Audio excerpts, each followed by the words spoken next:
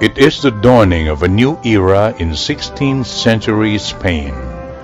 Spanish hearts swell with pride as the throne of Spain wields its powerful sword over the known world.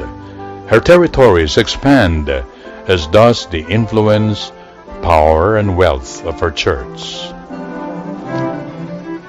In the West, Columbus offered dominion over a new continent to King Ferdinand and Queen Isabella, Los Reyes Católicos de España. Cortés conquered Mexico in 1519, and in 1521 Ferdinand Magellan stumbled upon the pearl of the Orient Seas, the Philippines. In 1524, Pizarro conquered Peru, and its vast wealth soon flowed generously into the Spanish coffers. It was a time of glory, a time of turbulence. In Germany, the rebel monk Martin Luther was excommunicated as he stubbornly swept aside the dogma of the powerful Catholic Church and the social convention.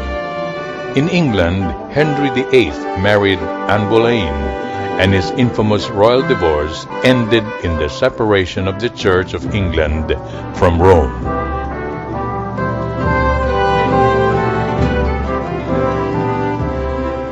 It was an era of heresy and abuse, but also an era of great faith.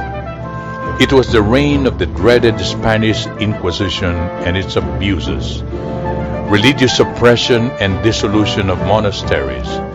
But it was also the age of Reformation, the return to grace, particularly in the mitigated order of Carmel in Spain. This was also the century blessed with the presence of a Reformator nun in the convent of the Incarnation in Avila, the woman immortalized by the sculptor Bernini in the church of Santa Maria della Vittoria in Rome. The mystic saint and first woman doctor of the Catholic Church, Doña Teresa de Avila y Cepeda.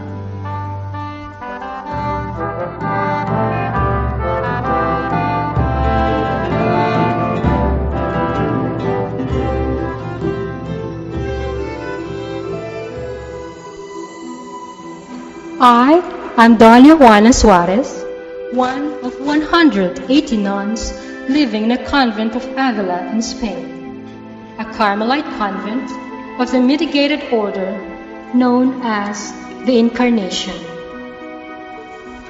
It was towards the end of October in 1536 when I stood waiting at a convent door, waiting for a friend who was coming to join our community that day. Little did I know that day my life would change. No, in fact, our life as Carmelites would change. Or, to put it more accurately, her arrival at the Incarnation that day would be like the coming of light to the mitigated order of Carmel that was suffering from the spiritual darkness of mediocrity and materialism. Of course, no one realized that except years later. I was there to welcome my friend, mi amiga Teresa. With me was a crowd of young novices, more curious than sincere, for Teresa's reputation as a wealthy, headstrong, and lovely young lady was common knowledge in Avila. Even before her arrival, her decision to enter the convent had created a stir. She was my friend, and knowing her, I myself wondered, Teresa? A nun? How could that be? But that is jumping ahead of my story.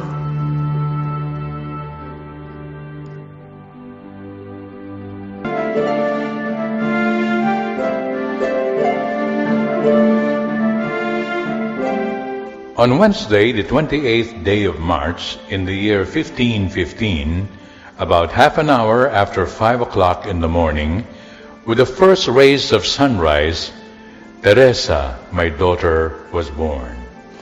Thus, Don Alonso Sanchez y Cepeda, native of Toledo, and man of noble birth and dignity, records his daughter Teresa's entry into the world.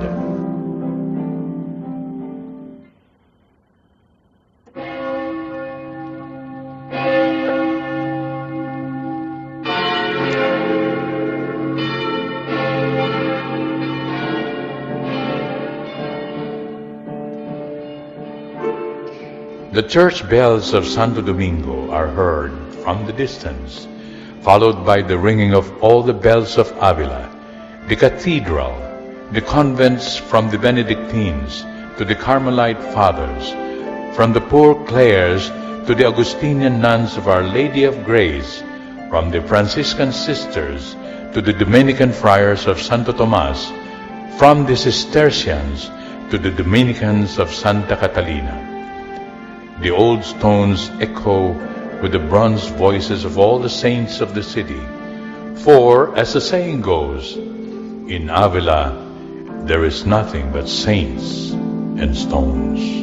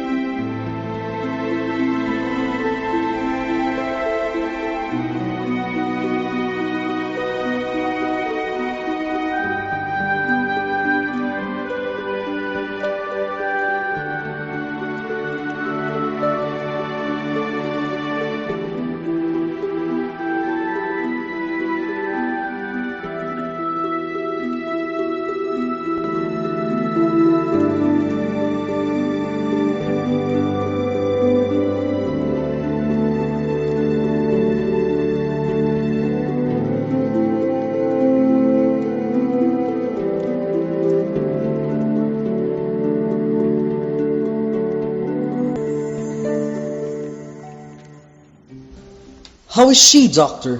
How is Beatriz? Thank God, she's all right now. Poor Doña Beatriz.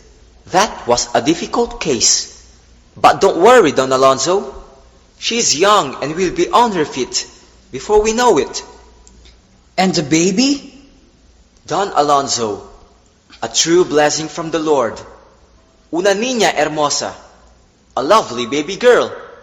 Your fifth child, I understand? Yes, and my first daughter with Beatriz. You know that Doña Catalina left me with a boy and a girl, Juan and Maria. Beatriz has given me 2 sons, Fernando and Rodrigo.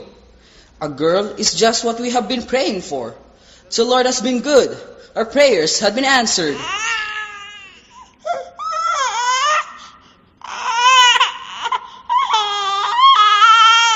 Just listen to that.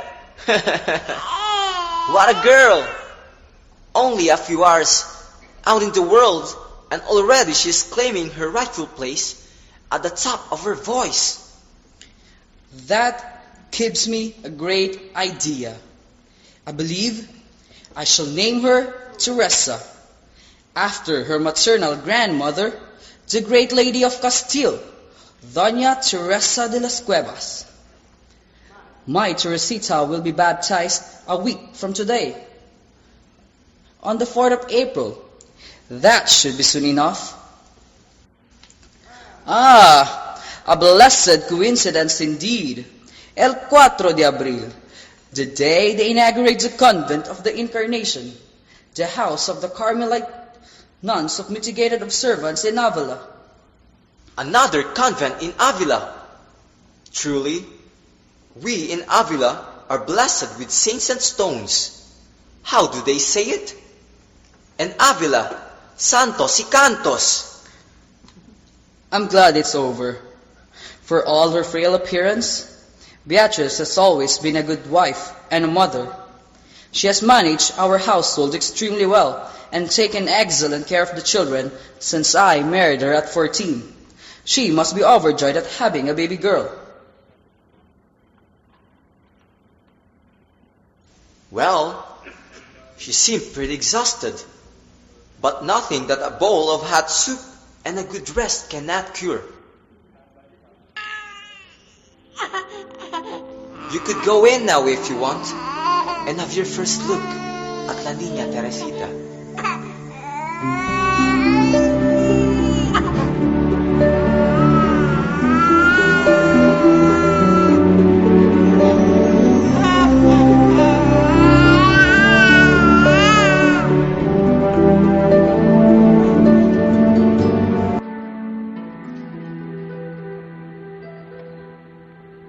In the Omada y Cepeda household, as in the households of Avila, the children developed a taste for adventure, war, and glory early in life. They were products of Spain's greatest times. Don Alonso from Toledo, and now an Hidalgo of Avila, bore two illustrious names. Sanchez of Castile, Aragon and Navarre, and Cepeda, made glorious by Don Vasco Vazquez de Cepeda, lord of the place, who had fought with Alfonso XI, redresser of wrongs, at the siege of Gibraltar. Teresa was 5 when tales of the revolt by the Comuneros filled the air. Doña Beatriz, Alonso's second wife and Teresa's young mother, loved to read her favorite stories of chivalry and romance to her young daughter.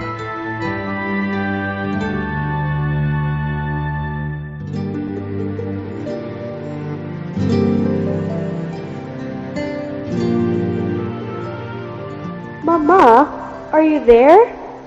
Estoy aquí, hija. Is Rodrigo with you? No, Mama. He is with other boys. Don't you remember? This is the day their master is here, and they are all downstairs practicing with their swords. Every single one of them dreams of growing up fast and fighting and killing the enemy with a real sword. Mama, why can't I join them? Why can't we girls go to the war like them? We could learn to fight too, and protect our dear Avila against the Moors, like the men. Well, Teresita, I've got just a story for you tonight. There is someone you must meet. Mirala. Isn't she magnificent? See, Mama, is that a woman? Why is she dressed like a man? She looks so strong. Who is she? She's a woman, all right. The great heroine, Doña Jimena Blasquez. One day, all the men in her village went off to war.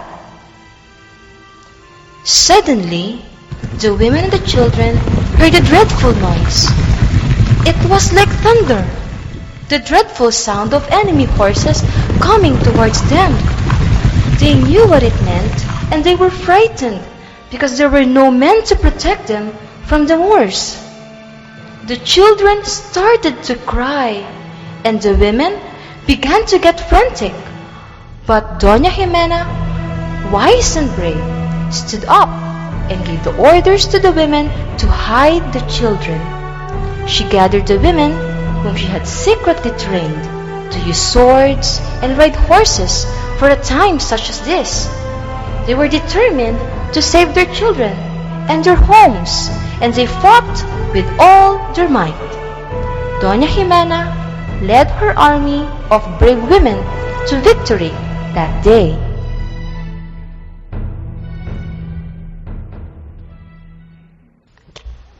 Que mujer! When I grow up, I shall be like Doña Jimena and save my children and my home from the enemy. Mama, do you think Papa will let me train with Rodrigo and the other boys? Teresa, these days, We have all the men we need to protect us, and so we women have our own tasks to do.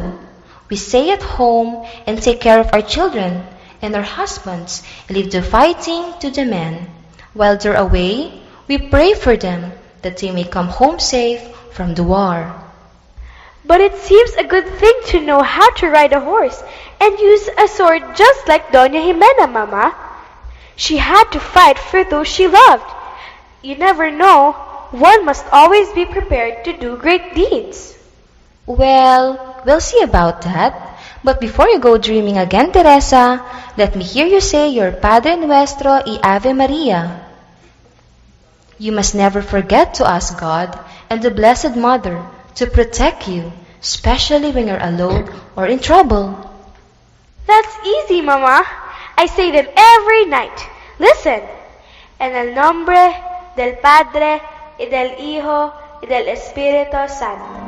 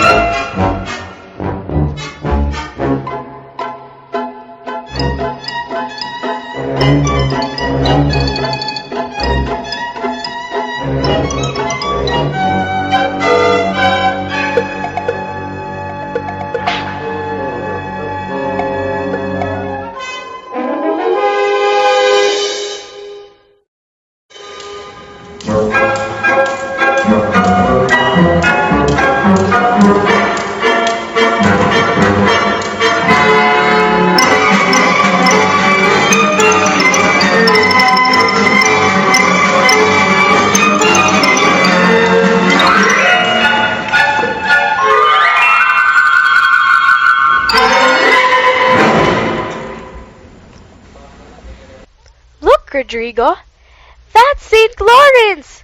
See those flames licking his whole body? The pagans roasted him alive. Isn't that magnificent? Magnificent? Teresa, I think it's horrible. They're roasting him alive. But he's like a lamb being offered to God, a sacrifice on the altar of the Lord, and he's dying for Christ. I don't know, Teresa, but I'd rather die for Christ some other way. This is too painful. What about Saint Stephen? Mother told me how they stoned him for believing in the one true God. They crushed his skull with a huge rock and left him dead. Nobody dies like that these days. Well, Papa said they still behead the Christians in the land of the Moors. I am glad we live in Avila, so far away from the Moors. Oh, how I envy them. Their suffering is so short, and their reward is so great. Eternal. Forever and ever. You understand that?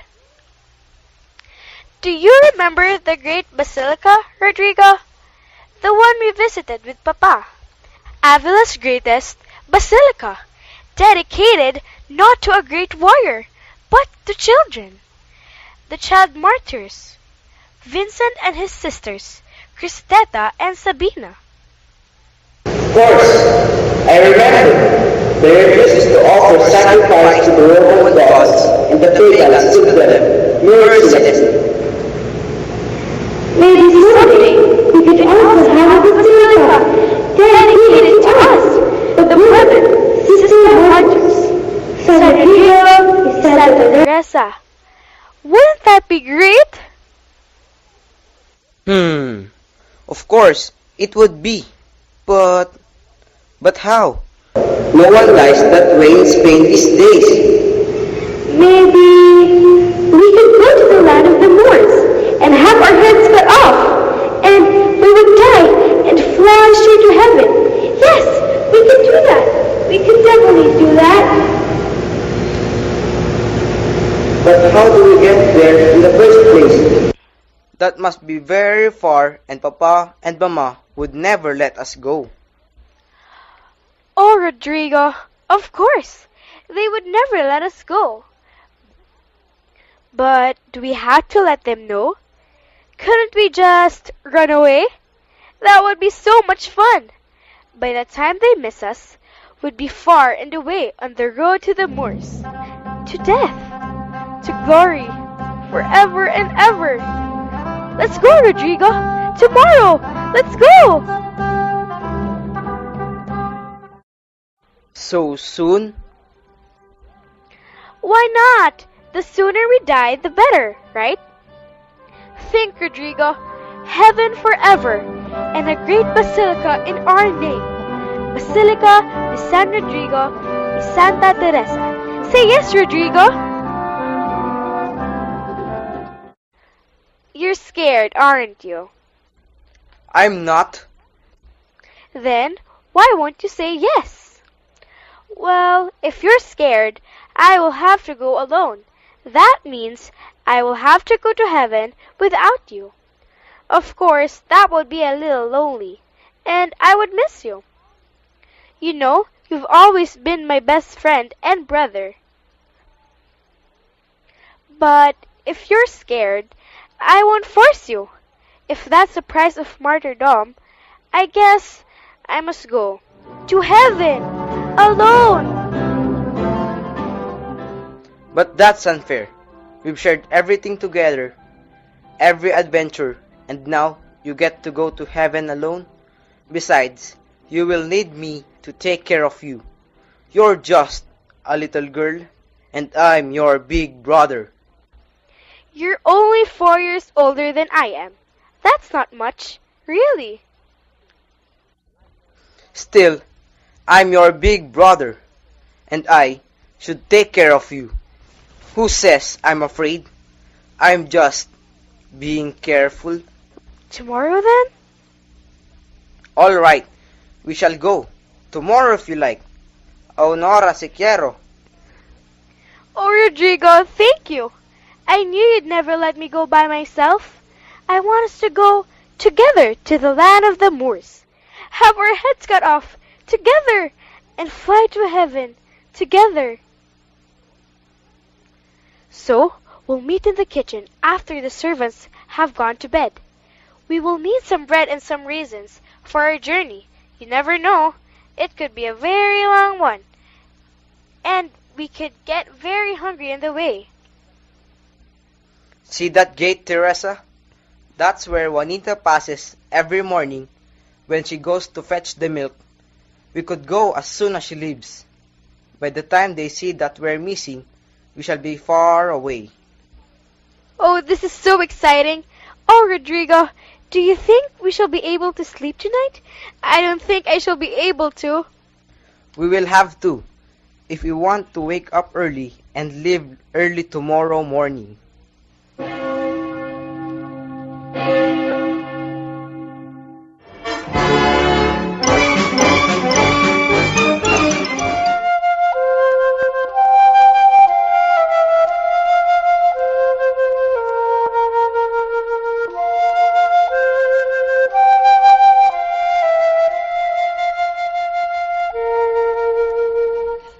Oh, my poor feet, how they ache. Don't your feet hurt, Teresa? A little, but what is a little pain compared to the reward we shall have? This is such a small suffering compared to heaven. Right, Rodrigo? Here, you can have some of my raisins. Feeling better? Uh-huh. But my feet are killing me. Do you think we're almost there? We'll get there, Rodrigo. The Lord will see to it now that we've made up our minds to die for Him.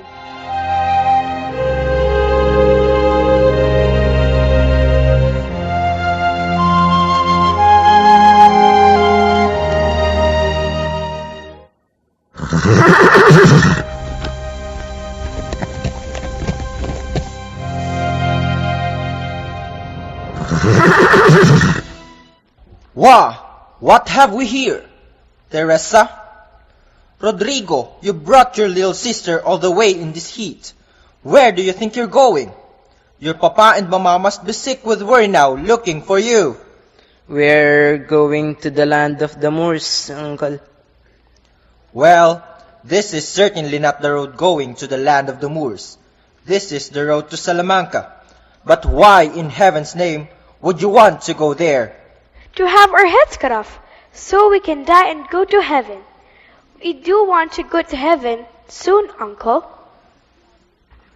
Such nonsense! I must take you home immediately. You have not learned your catechism properly. Land of the Moors indeed? Que idea muy tonta. A boy your age should know better than to drag your little sister into such foolishness. Come on, take your things. I must bring you home. What a fine beating your papa will give you when he learns about such stupidity. Vamos a la casa. It was La Niña's idea. I just went along to protect her. Haha, protect her. Bah, you're a couple of crazy kids. Wait till they learn of this at home. Let's go.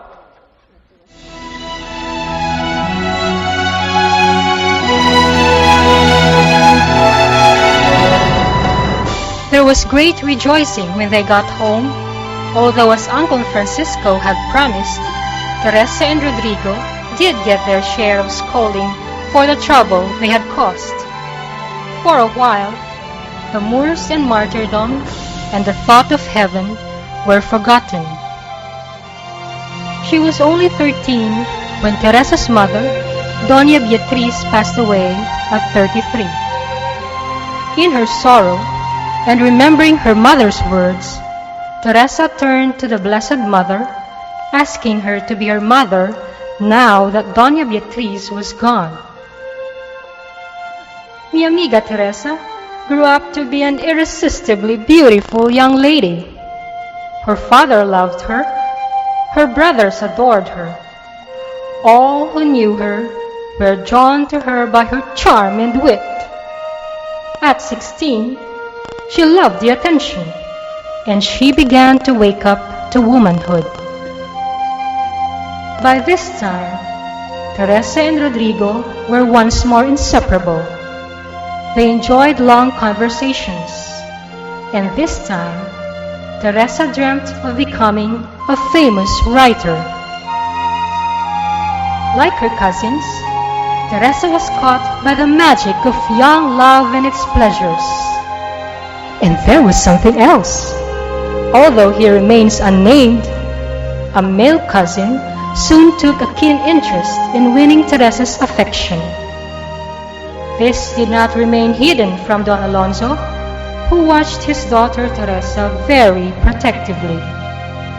As a teenager, Teresa enjoyed the trappings of wealth and popularity to the full, and the dreams of childhood soon faded in the background.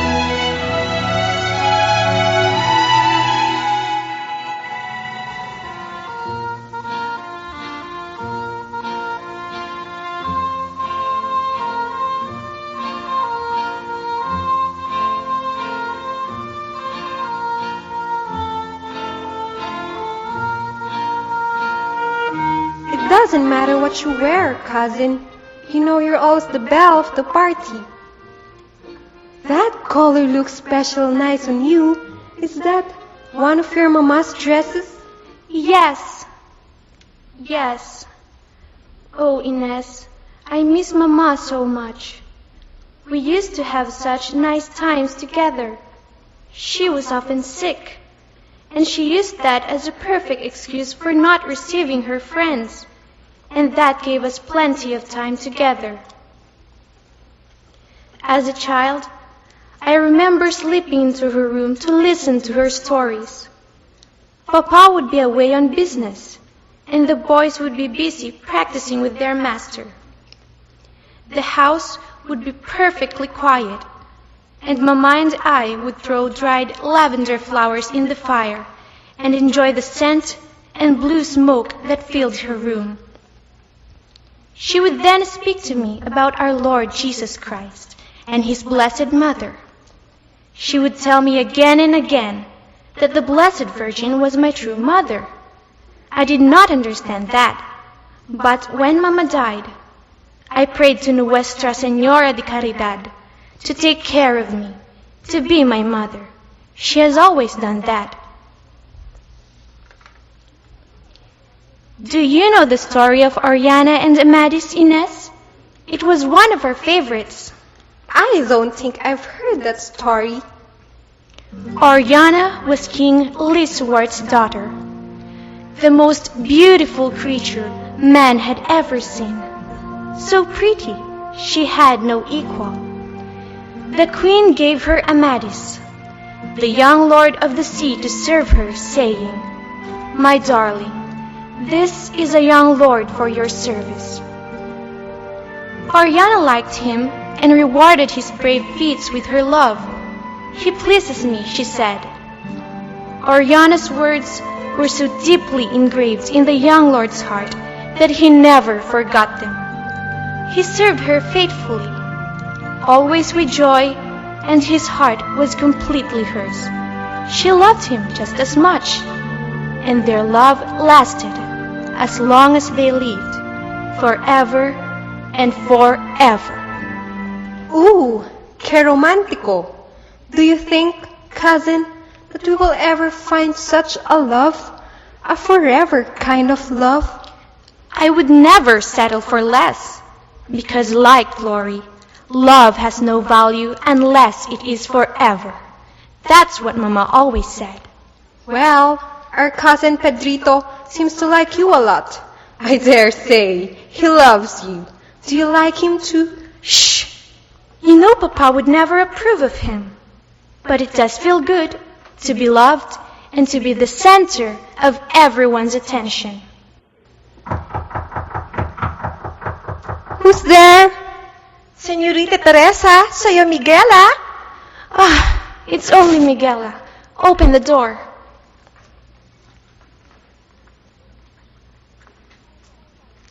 It's all right, Miguela. Señorito Pedrito said to give it to you when no one was looking. Did anyone see you? No one, señorita. All right then, you may go. Vete, vete. It's from Pedrito. I knew it. How can you tell? I can tell by the way he looks at you. When you're in the room, he sees no one else. He looks at you the way Enrico looks at me. So tell me, do you love him? I don't know, Inez. I do know I am happy when we're together. If she were here right now, Mama would say that when I love, it must be like Oriana, forever and completely. Pedrito, like the rest of our male cousins and friends, will ultimately leave me. These men, all they think about is being conquistadores for Spain and getting rich and basking in their newfound honor, their honra. Well, I say, let them go. But while they're here, let's enjoy their company. Teresa, I must go ahead. Enrico must be looking for me now. Do fix yourself now, Teresa, and join us. The music's starting. Can't you hear? Hurry!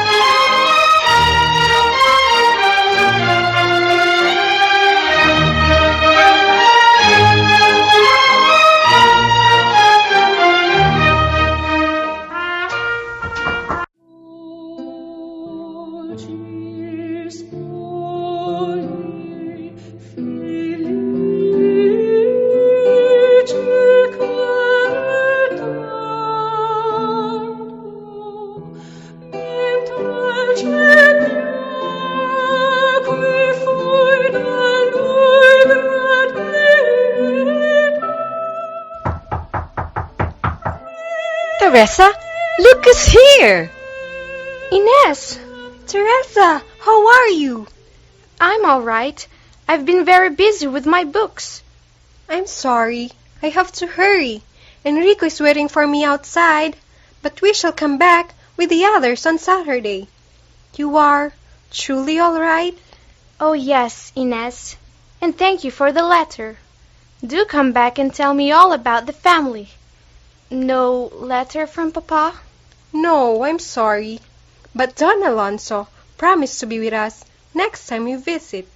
You know how busy he is with his business trips. Thank you, Sor Maria. Take care of our Teresa, please. Adios, cousin. Adios. Hasta luego. Is it from someone special? It's from my cousin, sister. But I don't know. I used to get so excited over news from home and from my friends. But the longer I stay here, I feel everything is changing.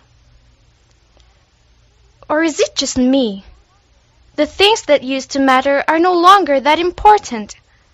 I used to love all the attention showered on me by people. Letters, parties, fine clothes, the pleasures of being young and attractive. I used to miss them all. Now they don't excite me anymore. Sometimes I feel empty afterwards. Sister, when you were my age, did you ever feel this way? Why did you become a nun? Did you fall out of love with someone? The silence here, the abstinence and penances. It's a hard life, isn't it? But you seem to like it here. It's strange how you fit in here perfectly. Yes, the Lord moves in strange ways. One day, I was reading the Gospel where it says, "Many are called, but few are chosen." And it just struck me. It spoke to me afterward. Our Lord gives to those who leave everything for His sake. I answered His call, and I've been here since. It may not look like much of a life to others, yet there is nothing I could wish for. It's a simple life, but you know where you're going. And if you're true to your vows, you know you'll get there someday. When I was young, I too worried a lot about where I was going. Here, I've put my life in God's hands and leave my future to Him. It's a quiet kind of happiness when you know God directs your life. But your penances and fastings, I'm not sure I could ever live like this, sister. No, life in this convent is too hard. There is just too much to give up. No, Sor Maria, I don't think I can live like you. On the other hand, I also think I'm not meant to be a wife either. I dread marriage, childbirth. Sure, I love children, but I can't ever forget what happened to my aunt Doña Catalina and my own mama, who died young and exhausted from the slavery of serving husbands who rush off to serve the king at a moment's notice. I realize now there is no man in this world who could love a woman forever. It happens only in the fairy tales. But there are things that are eternal, Teresa. Only they are not of this world. We will pray that God show you soon where you could serve Him best. I envy them. The girls here who have such great faith, who shed tears when they're praying, who have virtues I don't have, who are humble and contented. I know if I entered the convent now, it would be just out of fear of God's punishment for my wickedness, and not out of great love for Him. Well, not many are capable of great love. It is God alone who gives us that grace to love completely. So, we must pray for it. If I were a man, it would be so much easier to decide what to do with my life. I would probably rush off to be a religious and evangelize the poor people, conquerors as well as conquered. But to serve by dying to self in a convent, that doesn't sound very sensible.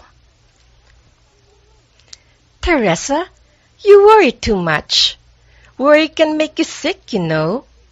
Trust the Lord. Be still. Listen. All this anxiety is preventing you from hearing His voice.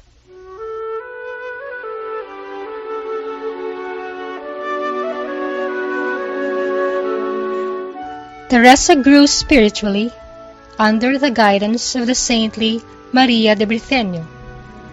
But when she was 17, she was so sick they had to send her home. After she recovered, Teresa became the one strong link that held her family together. At 21, Teresa decided to enter the convent of the Carmelite nuns of the Mitigated Rule. Her father was completely opposed to giving her up again, even to God. "Over my dead body," Don Alonso declared. It was a bitter step to make, but nothing could stop Teresa, not even her father whom she loved dearly. She escaped, persuading her younger brother to escape at the same time she did. Antonio joined the Dominicans to become a friar preacher, and Teresa asked me to meet her at the convent gates of La Encarnacion on that blessed day in October in 1536. I was convinced Teresa had put her past behind her. What I did not know was that my friend had come to the convent not out of great love for God, but simply out of reason, out of great fear of eternal punishment for her sins.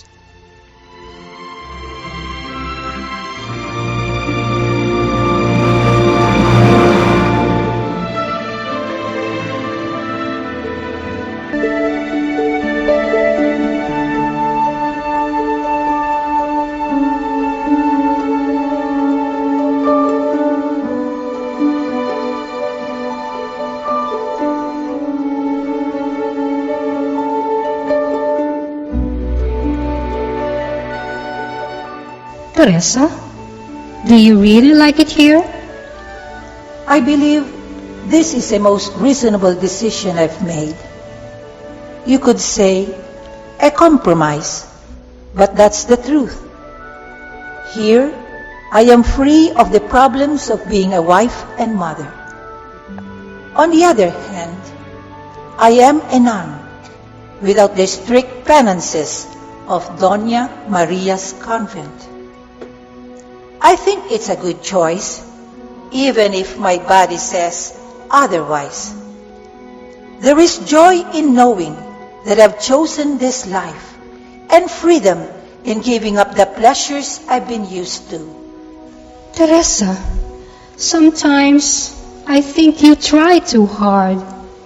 Your fainting spells have become too frequent, and the other sisters talk about your exaggerated penances and indiscreet fastings and vigils. You're my friend, and I hate listening to them say it is simply vanity that makes you punish your body so much. You frighten even me. My wickedness torments me, Juana, and I am angry with myself. I have therefore begged our Lord to allow me to share His sufferings. I know my doctors find no cause for my fainting spells, and the pains in my heart are deeper than what they can understand. But you know, it is quite simple. It is only my Lord answering my prayer to suffer with Him. But Teresa, to serve God, you also need a healthy body. I'm glad that Don Alonso has asked to bring you to Bethesda's for treatment. They say the curadora there has an excellent reputation, having cured some very desperate and strange cases in the past. Mother Prioress has asked me to accompany you to Bethesda's. On our way there, we could visit with your sister Maria at Castellanos de la Cañada while we wait for spring. The curadora insists that only then will the herbs you need for your treatment be available. Juana, it is a cure I do not want, but one that I shall make in obedience. We could visit Uncle Pedro at Ortigosa. It has been 7 years since I saw him last. It is perhaps God's plan that I see him again, since I so badly need to be helped with my struggles with prayer. And he is just the right person to help me. Doña Teresa, Don Alonso is here. The carriage is ready to take you and Doña Juana to Besedas. Don Lorenzo is here to help you with your things.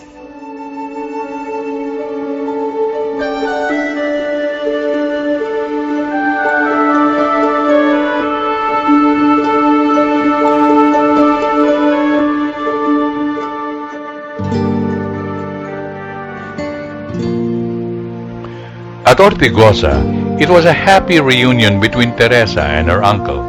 My friend revealed details of her interior life to him, particularly her discouragement with her lukewarm and often distracted vocal prayer. Don Pedro gifted Teresa with a book by Padre Fray Francisco de Osunia. The third spiritual alphabet was a gift that she would always treasure, for it initiated her into recollection and mental prayer. She learned to pray without words, until her heart spoke directly to the Lord. She emptied her heart of everything created and learned to love everything only in God and for God. A rebellious nature began to wake, and little by little, as she struggled, she received the precious gift of union with Christ, her master and spouse. Teresa did not really know what it meant then to receive such special favors from the Lord, and it gave her happiness, but also much pain at the same time.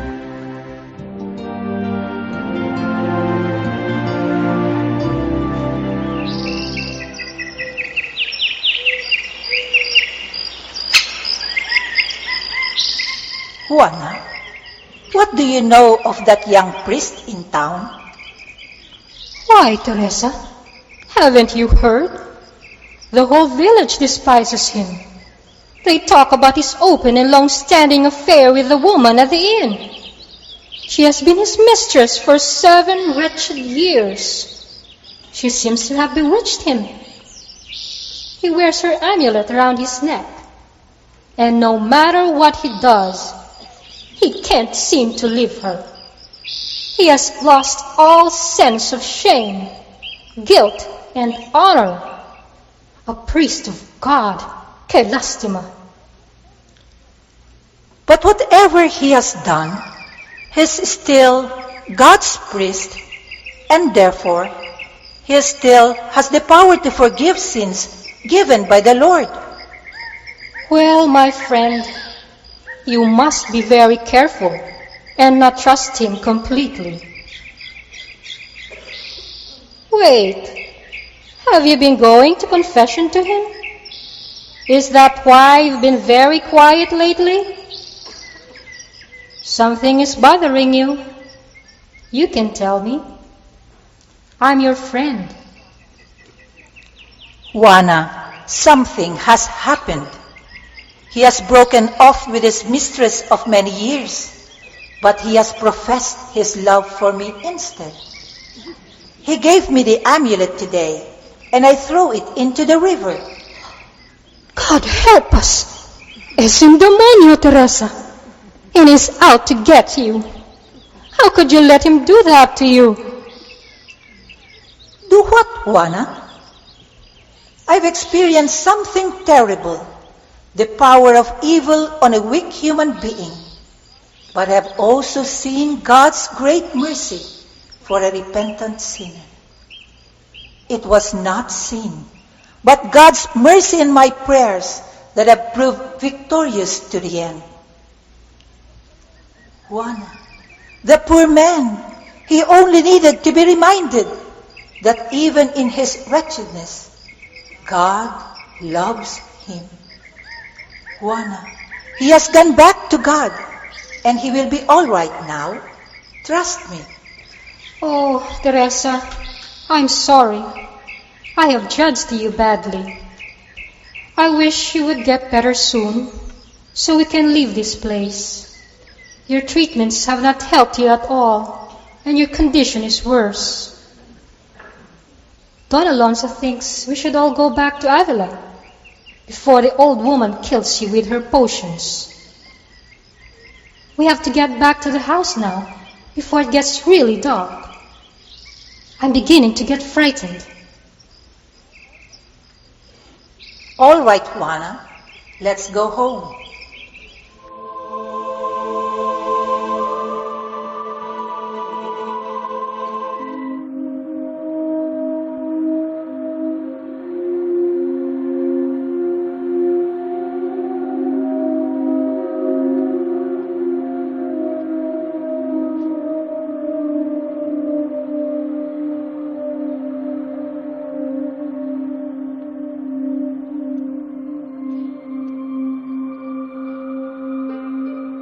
Papa, I want to make my confession. Please, Papa, a priest, now? Later, Teresa, when you're better. Please, Papa, now? Please, Don Alonso. She wants to make her confession. May I call a priest now?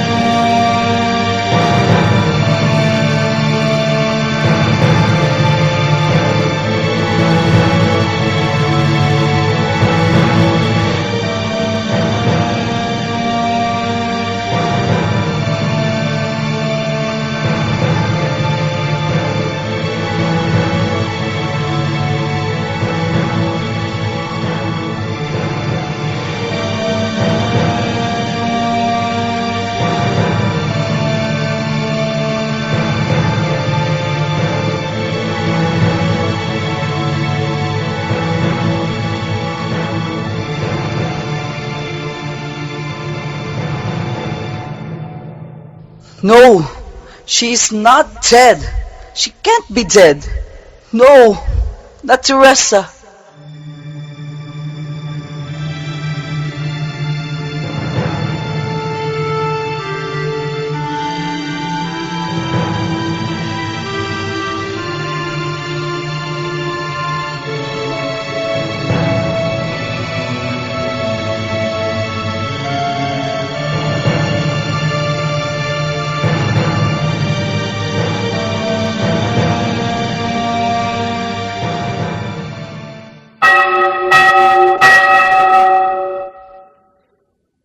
It is Sister Teresa.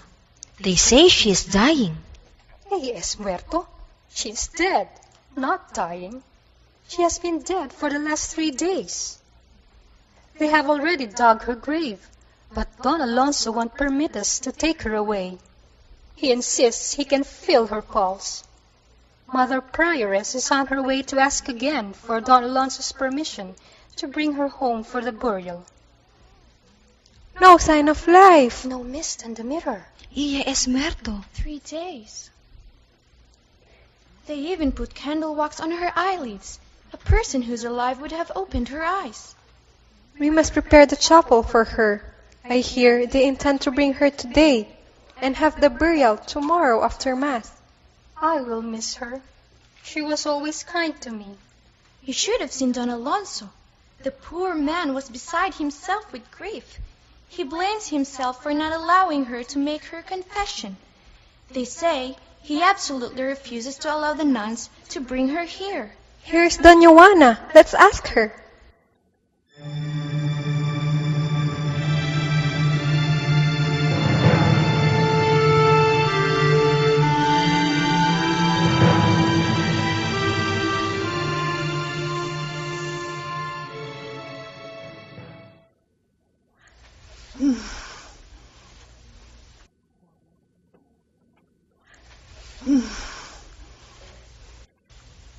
Don Alonso! Don Lorenzo! Water. Water. Water.